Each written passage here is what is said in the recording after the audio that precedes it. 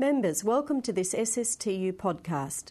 I would like to acknowledge the traditional owners of the lands on which we meet. This communication is intended to bring you up to date on progress of the school's negotiations. We are now 5 months on from the rejection of the second offer. For you members, as well as your negotiators and executive, it is unbelievable that a resolution has not been reached. The Carpenter government must be condemned for its failure to provide for an adequate response to your log of claims.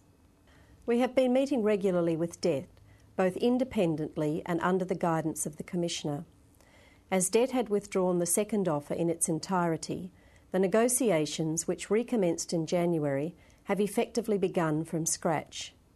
The union has consistently indicated that it wished to build a third offer on the foundations of the second offer. So far, we have talked about salary. While some movement has occurred, it is still not sufficient. Primary dot. Some minimal time has been considered over the life of the agreement, but this continues as a point of disagreement. A changed inferior position on RTS, CTP and MTP allowances has been presented by DET. Recently, some improvements appear to be a possibility. Key issues addressing workload, such as class sizes and teaching administrator time, have not seen the parties reach an agreed position at this point in time. We do not see a real and specific response to workload generally.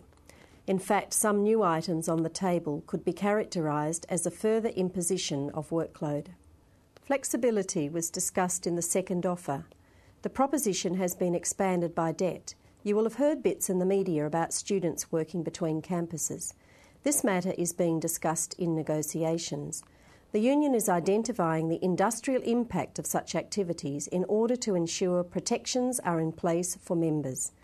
You will remember in the first offer, DET sought to remove many clauses from the EBA and put them into policy. DET has returned to this position with a number of clauses. The union maintains that clauses associated with matters such as professional development, student behaviour and legislation such as OSH and discrimination must be kept in our agreement. Where are we in the Commission, you might ask? In just over a week, the Commissioner will hear from the parties on the matter of arbitration. When the parties are moved into arbitration, industrial action is not expected by the Commissioner to be part of the landscape. The WAIRC stands as an independent body making determinations without fear or favour as it sees fit.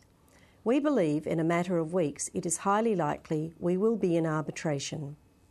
In the lead up to arbitration and during arbitration, that is, right now, we need you, the members, focusing on preparation for teaching and delivering learning opportunities for your students.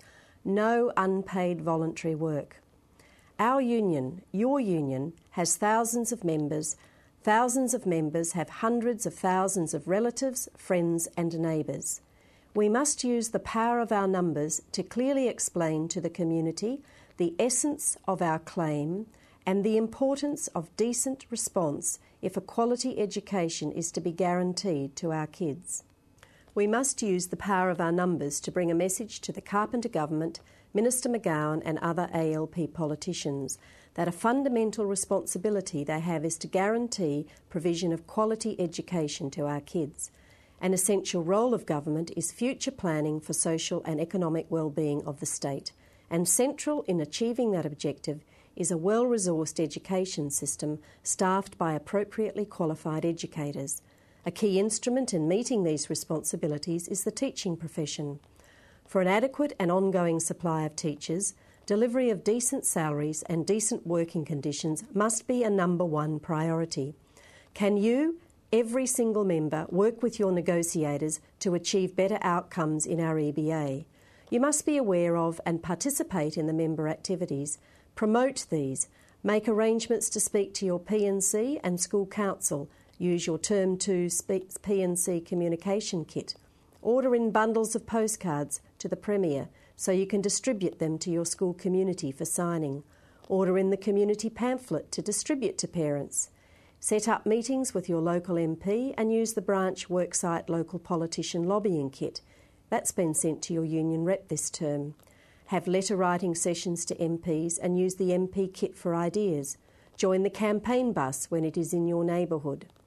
State Council in early June will result in further activities being identified for members to undertake. We acknowledge your frustration, your disappointment and your anger. We ask you to use these emotions constructively in advancing your log of claims. Get engaged, get others engaged, get active now. Your conditions, your salaries. Thank you for your attention. Thank you also for the support many of you have provided for the campaign to date.